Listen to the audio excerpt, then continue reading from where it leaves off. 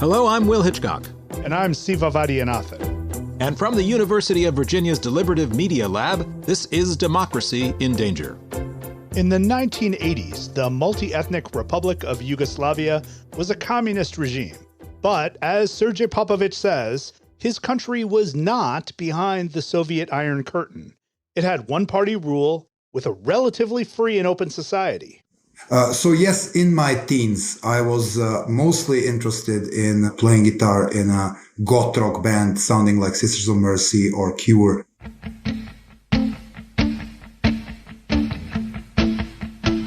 All of that changed in 1989 when strongman and Serbian ultranationalist Slobodan Milosevic came to power.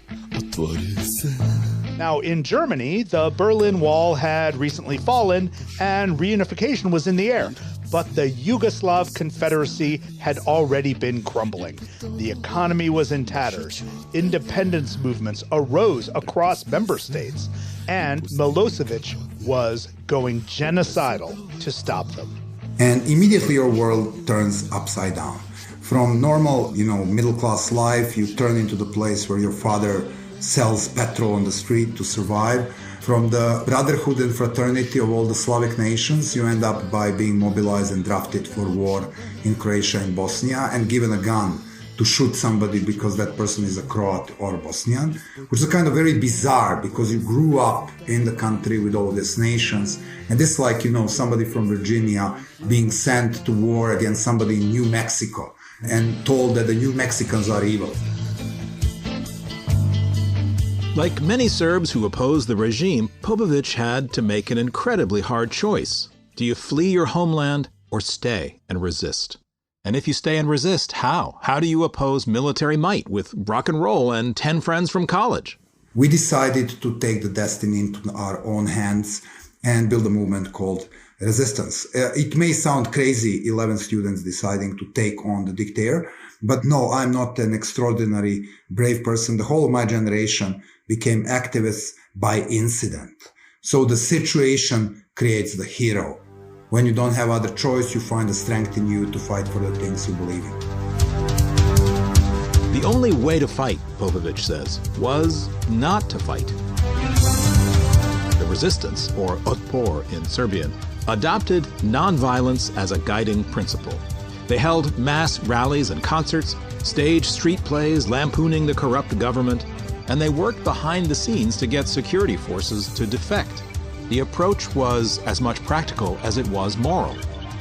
Common sense teaches you that you will engage with your opponent on the battlefield of your strength and his weakness. In other words, if you need to face a person like Mike Tyson, the last place you're going to choose as a battlefield is a boxing ring. Because the guy will obviously eat your ears and then he will eat you. Eventually, Otpor did help topple Milosevic. The movement grew to more than 70,000 people, and they succeeded where international pressure and even the NATO bombings in 1999 did not. Milosevic resigned in 2000 amid intensifying demonstrations, and 6 years later, he died in a prison cell in The Hague while on trial for war crimes. Srdja Popovic went on to found an organization called Canvas. Canvas teaches activists around the world how to speak truth to power and how to win by bringing people together. Let's try to make a mental experiment and make a guerrilla movement. You will need the people who are strong, healthy, had some military training, ready to camp in the woods during the time of a polar vortex, and then, of course, ready to kill and die for what they believe in. That's very, very small percentage of your phone book. The more people participate in the movement, the more diverse people participate in the movement across the gender, across the age, across, physical health and things of that kind. The more you're capable to build in different constituencies, the more you're likely to succeed.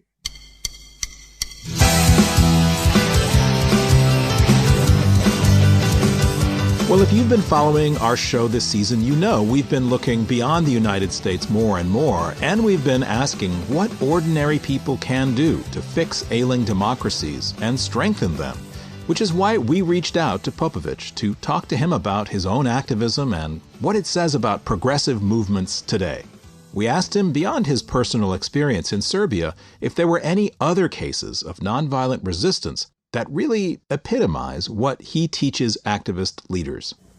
Well, I mean, we do a lot of case studies, especially when you teach in schools, and it's not like there is one case. The thing is, every single nonviolent struggle is different. The contexts are different, the enemies are different, the actors are different, religious, cultural, economic, demographic backgrounds are different. So rather than taking on one case, what we spent last 15 years or so looking at are the principles that connect successful movement. And we cut this in what we call the holy trinity of success in nonviolent struggle. Successful movements have vision and are able to achieve unity around this vision. So they know what they want and they know how to create a team to get there. Second, movements require planning. There are only two types of social change movements in this world. They are either spontaneous or successful. So you need to plan your grand strategy, you need to plan your campaign, you need to plan your tactics, and this is where planning comes in place. And last, successful movement carry on with phenomenon we call nonviolent discipline. They're capable to preach on violence, they're capable to teach on violence, they're also capable to select tactics which are less likely to end up being violent. And once again, if you want to organize a march of angry people facing the police, there are relatively big chances that there will be a violence outbreak from either of the sides, as opposed to if you organize a large boycott of the largest military-owned Burmese bank and you make people pull their money off their ATMs, you will make your opponent a serious financial damage, and the possibility for violence is low. I mean, the people won't break ATMs, they won't start beating each other in the queues to get to the ATMs. And it's very difficult for police to suppress this as well, because what they will do, defend ATMs with their own bodies. So principles of successful nonviolent struggle are unity and vision, planning and nonviolent discipline. Successful movements share those three. Also, when you take a look at the movements which failed, they normally failed in one or two of these principles. Well, we're all about failure here on Democracy in Danger. We more often than not talk about failures and frustrations and fears. So it's really lovely to think about what it takes to succeed. But I'm hoping you could reflect a bit on failure and frustration. I mean, when we look around the world right now at Belarus, at Russia, at Hong Kong, despite the faces of the people in the streets who are trying to make a stand for a better tomorrow, the power of the state in all of these cases seems just so overwhelming. And the prospect for any serious change, let alone revolution in the short term, seems out of the question. What constitutes failure? What can you learn from failure? How do you know when a movement has lost? Failure is a defeat only if you don't learn something from it. And we tried it in 1992. We did our little bit of Occupy type of thing. We organized an anti-war movements. We were singing, all we are saying is give peace a chance, in university campuses with all the cool actors and musicians and boo, while Milosevic was sending his tanks to Croatia. Obviously, we failed in mobilizing his constituency, more rural people. 96, 97, he stole the elections. We recognized the opportunity. We protested for 100 days, day after day after day in 32 different cities. We succeeded. We made him recognize the elections. And also failed because the opposition fell apart within a month after that. So we failed in unity.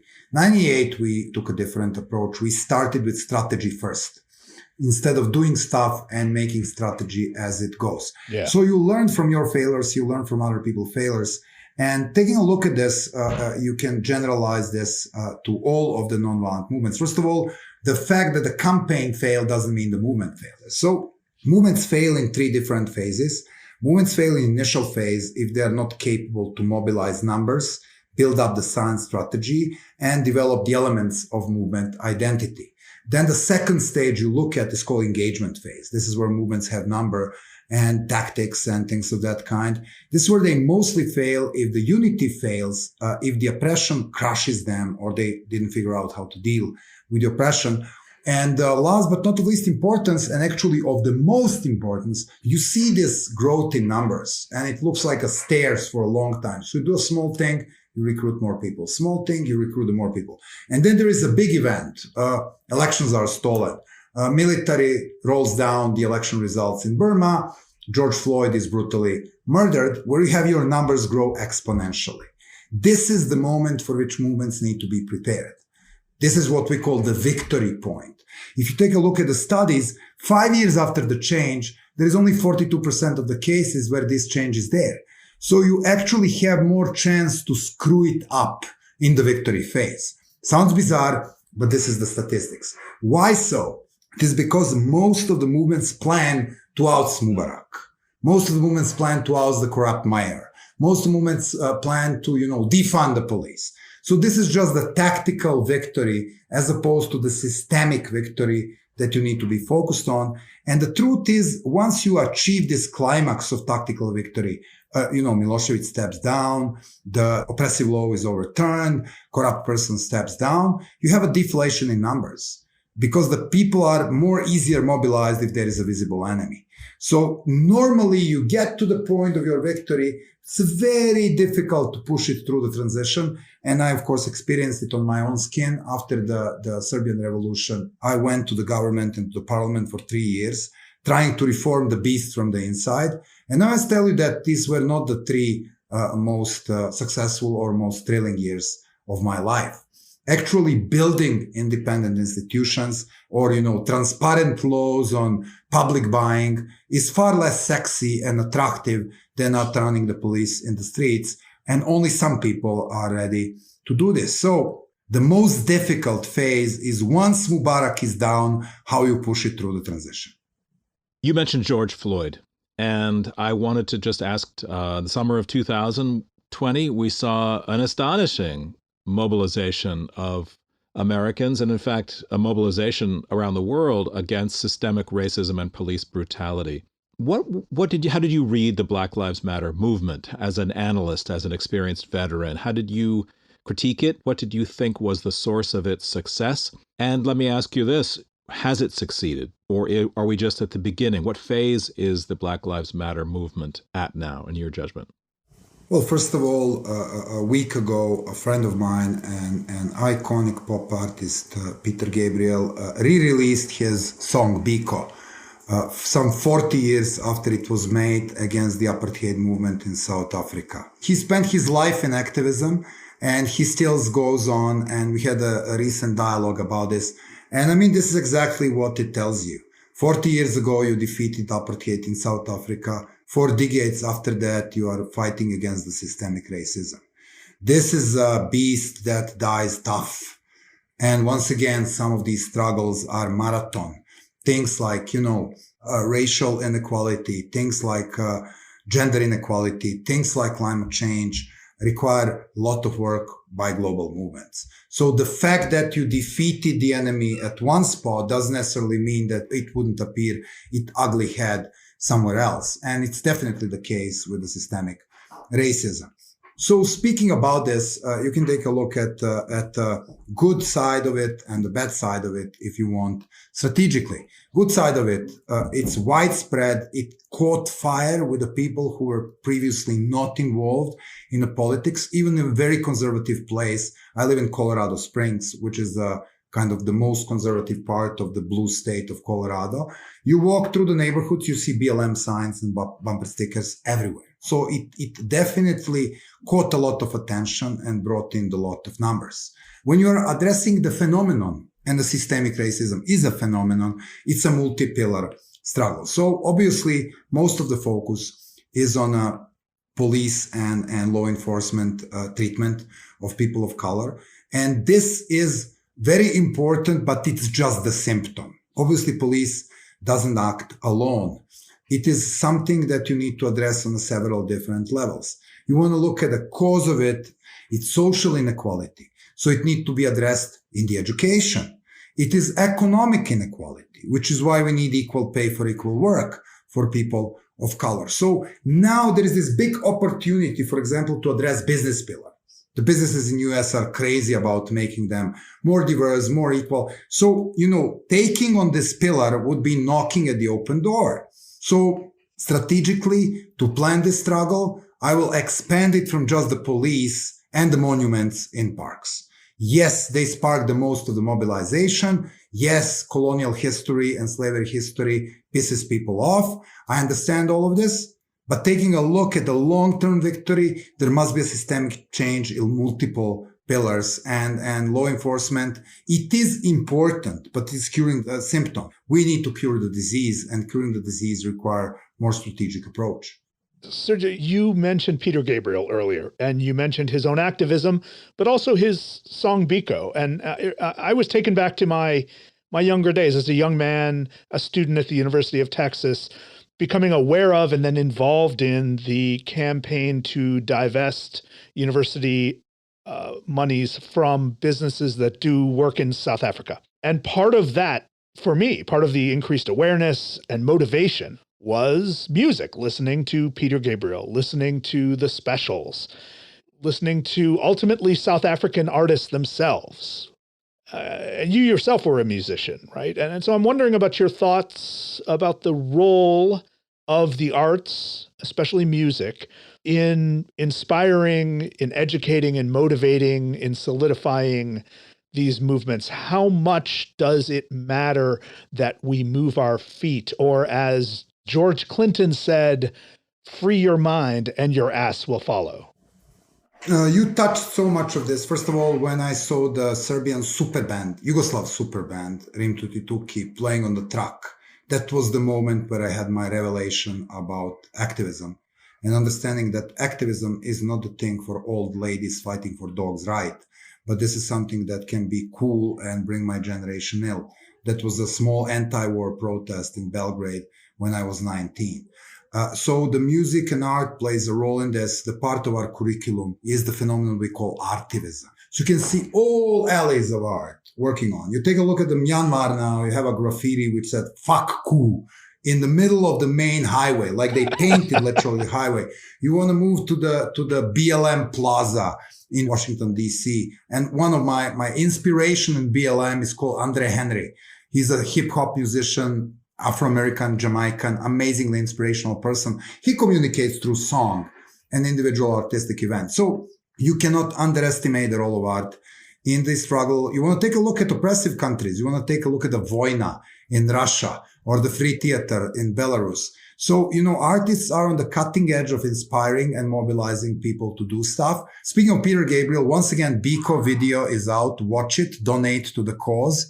Again, after 40 years, it's there to unite artists and give a boost to the deprived communities. But speaking of this wider phenomenon, you mentioned something which is really interesting, which was divestment of universities from racism government in South Africa. This is a phenomenon that movements are applying more and more. It's called expanding the battlefield. It is one thing to oppose the brutal military junta in place like Sudan or in place like Myanmar. It is completely different thing to mobilize the international solidarity campaign, which puts the pressure on the tentacles of businesses, of Burmese and Sudanese generals, which are everywhere. Don't be lured. This is not ideological thing. This is not military thing. This is kleptocracy.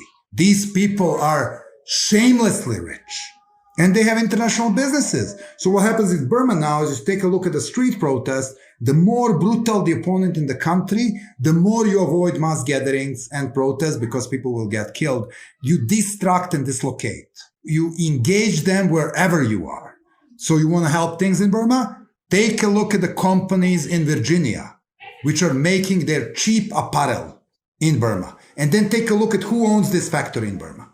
And I can put $50 bet that this is somebody affiliated with the military regime.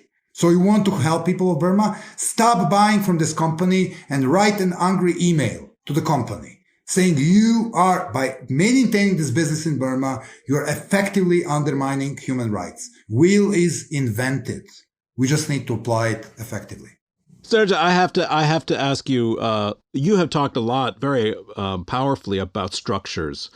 follow the money, long-term structural racism, the ways in which, tactics to go after the pillars, the institutions. And I think that's exactly right. But the reality is, in the United States, we've just gone through 4 years of Donald Trump and Trumpism. And it's going to take us a little while to get over the impact of this one individual on our thinking. I'd be curious to know if you think, in a sense, was Trump good or bad for American democracy? A lot of people sort of suddenly were reminded, oh my goodness, millions of Americans seem perfectly comfortable with anti-democratic behavior. They would be happy to have a strongman in charge forever.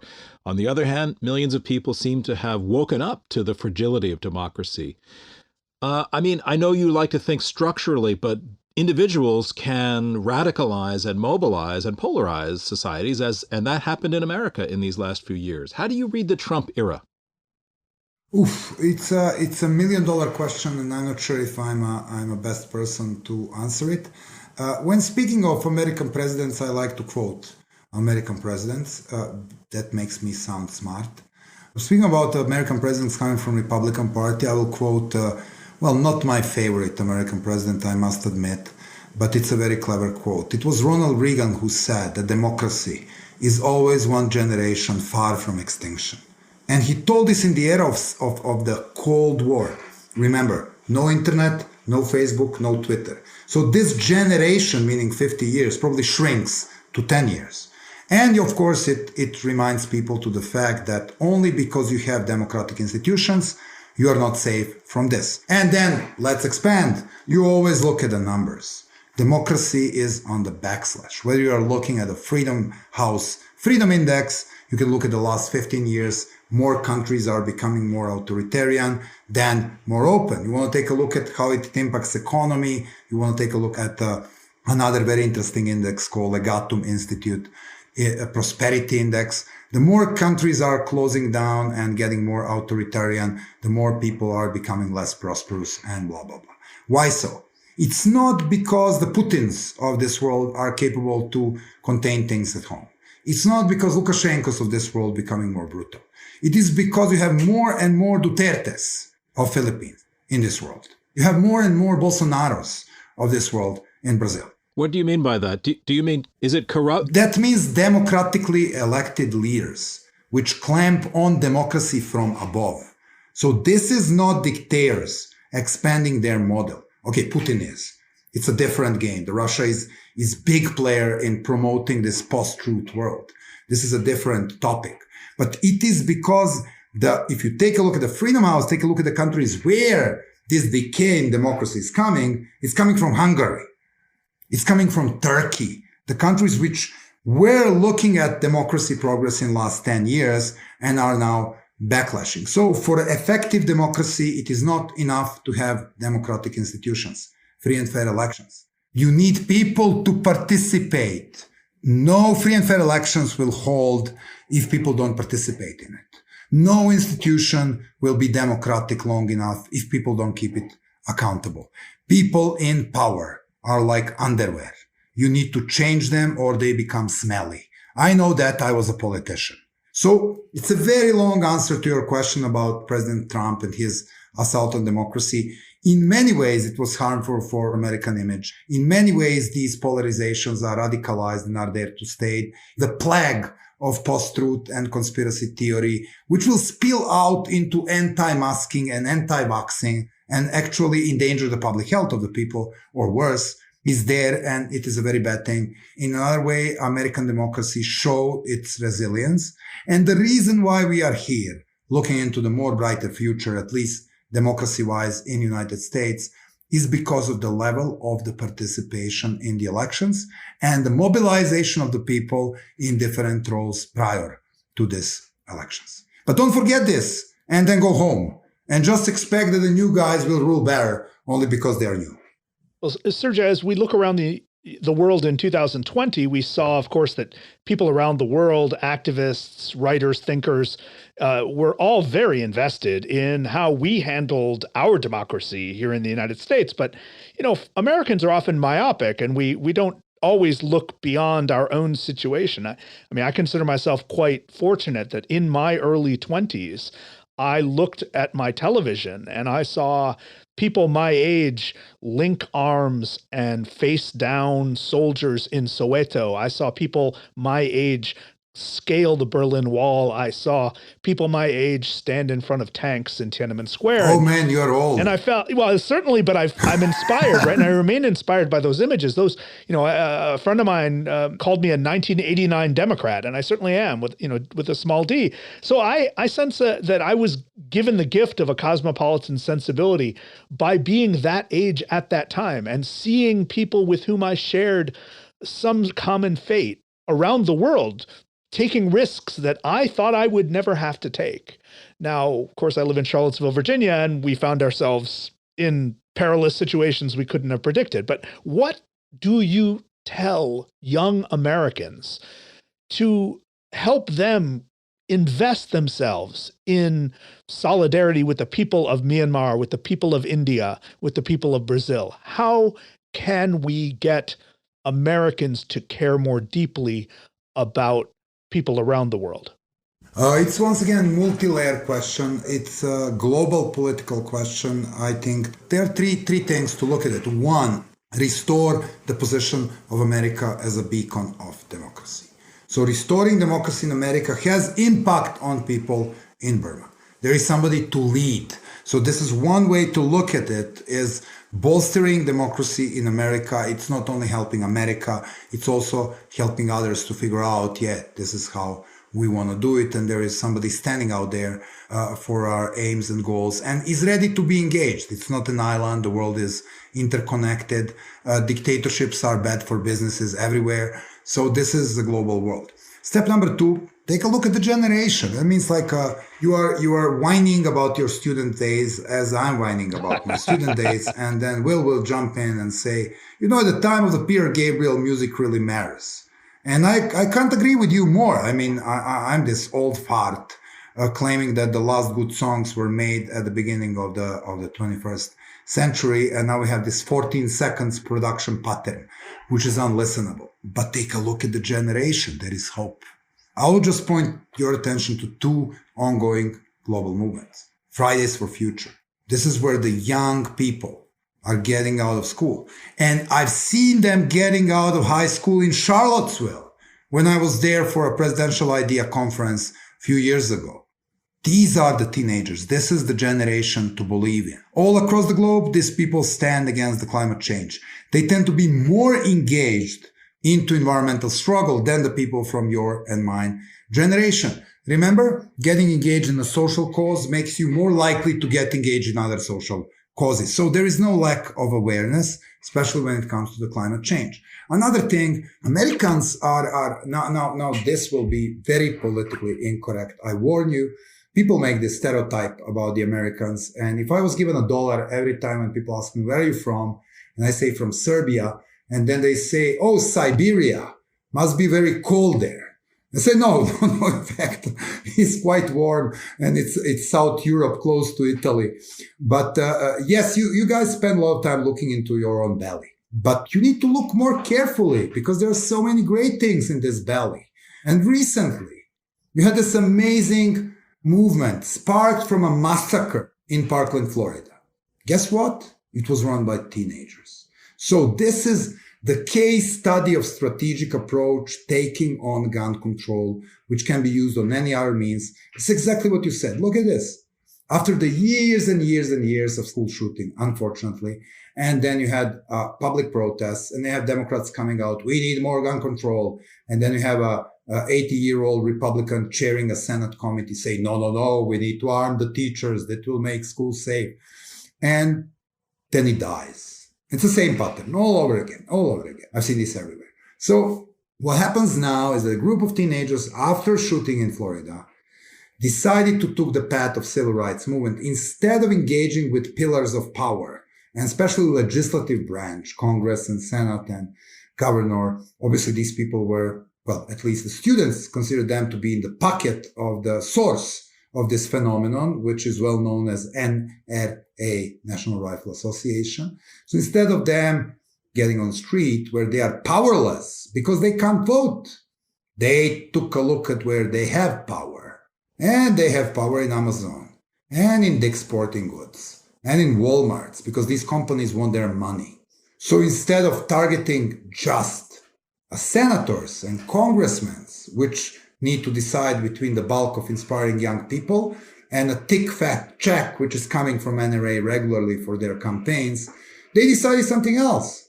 They start targeting companies. So Delta divested from NRA, and then United divested from NRA, and then 5 or 6 car companies that are giving the discounts to NRA members divested from NRA.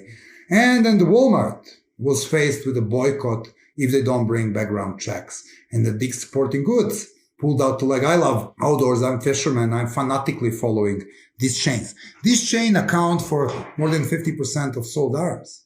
So instead of getting to where they can't pass, they strategically targeted the companies. Results?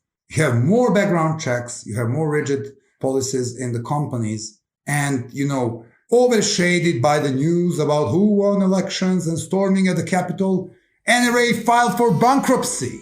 And this victory was achieved by teenagers from Florida. Yeah. So looking at this generation, there is no lack of strategy, no lack of passion, no lack of results. It is how you interpret it. Why I hate the mainstream media in US is because they are not paying enough attention on it.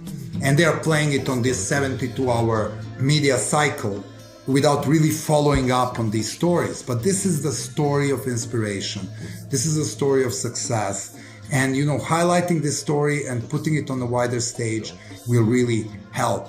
Not only encourage more young people to get involved in socially important issues, but also learning how to win from their peers. It was a genuine victory of young generation. So, yes, we may be right, the music was better in 90s, but we shouldn't be very desperate and exclusive saying it was our generation very invested in ABC. There is a generation which is ready to be invested in taking on the better world, and we need to find a way to help them and educate them.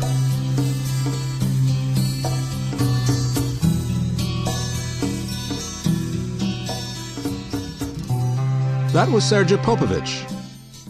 He's a guest lecturer at the University of Colorado Boulder and the executive director of Canvas, the Center for Applied Nonviolent Action and Strategies, based in Belgrade. He's also the author of Blueprint for Revolution: How to Use Rice Pudding, Lego Men, and Other Nonviolent Techniques to Galvanize Communities, Overthrow Dictators, or Simply Change the World. Srdja Popovic was nominated in 2012 for the Nobel Peace Prize, and just last week he received the 2020 Brown Democracy Medal from Penn State University's McCourtney Institute. That's the umbrella organization for our podcast network, by the way, the Democracy Group. Visit democracygroup.org to find all of our sister shows. We will be right back.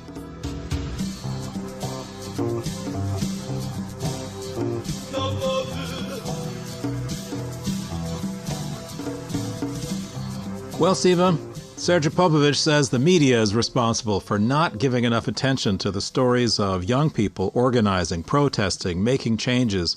I'm not sure that he's completely right, but what do you think? Do you think we don't have enough room in our political discourse to recognize that there is another generation of remarkable courage and ingenuity? And the Black Lives Matter movement is a really good example of it. I would say that the media covered it extensively, but coverage of these things can sometimes become quickly kind of cartoonish and constrained. Yeah, I've been spending a lot of time this year looking back at how we talked about the uprisings in North Africa and the Middle East 10 years ago. And I noticed a lot of what Sergey is pointing out. There was so much attention paid to the flash, to the new, to the technological. There was no real appreciation of more than a decade of hard preparatory work done by activists in Egypt, in Tunisia, even in Syria and Libya, people who had worked with labor organizations, even soccer fans, religious groups, all of whom had been organized discreetly in many cases outside of the eyes of the state, but organized in a way that prepared them to be unleashed when one of those flashpoint moments arose, as Sergey pointed out, right? So just like George Floyd's assassination, We had a similar set of events in Egypt and in Tunisia in late 2010, early 2011. And when that happens, you can harness all of that hard work and significantly expand your movement and make a difference. But of course, the larger analysis that we see through our television sets or through our social media feeds only pays attention to, hey, look what Facebook did, right? Look what Twitter did. No, it was people putting their bodies on the line and doing so after doing hard, risky work for more than a decade. Well, and you're absolutely right about the long game. And even in Serbia, it was a decade between the collapse of the Yugoslav Federation and the toppling of Milosevic, and 200,000 people were killed in that civil war. An absolutely brutal regime was finally toppled. It took a great deal of effort and struggle, incredible sacrifice and vision, and a lot of very, very dangerous action of putting people in front of tanks to gradually pry Milosevic out of power and change Serbia and the Balkans for the good. Absolutely. And, if you listen back to season 1 of Democracy in Danger, you can hear us talk to a series of experts who connect Black Lives Matter and the protests that occurred in the summer of 2020 to anti-lynching movements, right? To Reconstruction efforts, all the way through, efforts to protest the Rodney King beating in the early 1990s, or support for Jesse Jackson's political campaigns in the late 80s, right? These things are all of a piece, and they all speak to what has been going on more than 200 years of struggle for some sort of racial equality and justice in this country. That does it for this week's show. Next time, University of Virginia law professor Danielle Citron will join Will for a special conversation hosted by the Jefferson Scholars Foundation. It will be all about democracy and the law in our digital age. I start reading and hearing about women who are being targeted online on message boards with rape threats, death threats, nude photos, terrifying, reputation-destroying, autonomy-denying attacks. Have you been involved in nonviolent protests? Did they work? We really want to hear your stories. Tweet at D&D Podcast, that's D-I-N-D Podcast, or leave a comment on our website, dindanger.org. We have lots of extras for you there. Notes on the show, things to read, and a preview of what's coming up. And while you're at it, please subscribe to this show on any audio app. Share our episodes with your family, your friends, and even your enemies. Democracy in Danger is produced by Robert Armengol with help from Jennifer Ludovici. Our interns are Denzel Mitchell and Jane Frankel. Support comes from the University of Virginia's Democracy Initiative and from the College of Arts and Sciences. This show is a project of UVA's Deliberative Media Lab. We're distributed by the Virginia Audio Collective and WTJU Radio in Charlottesville. I'm Siva Vaidyanathan. And I'm Will Hitchcock. We'll see you next time.